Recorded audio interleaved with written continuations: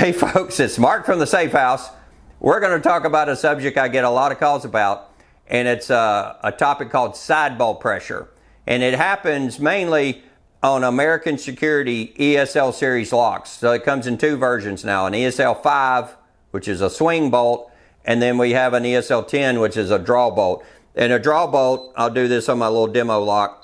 So it draws the bolt up into the lock to unlock it. And then it's going to drop back down. So what happens, and I'm going to use a very scientific way to show you this, my finger. So what happens on this is the cam that goes back and forth that locks the safe, it will rest up against this bolt like my finger, and we put our code in here. Look what it doesn't do. It doesn't unlock. Okay, so that is side bolt pressure. It's something pressing up against the bolt that comes out of the lock to unlock it. So when I move that, which it's very simple to alleviate the problem, is if this handle is over a little bit and it's putting pressure, as you can see on the camera right there, it won't let the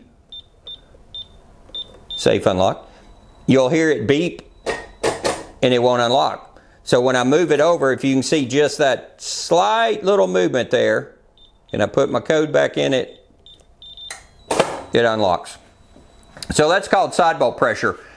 If you have a question about this or any other questions about American Security safes, ESL 5s, ESL 10 locks, you can give us a call at one of our 3 locations or go to our website, which is thesafehouse.com. Be happy to answer any question that you have about this topic or anything else. So give us a like, subscribe to our videos, and give us a call.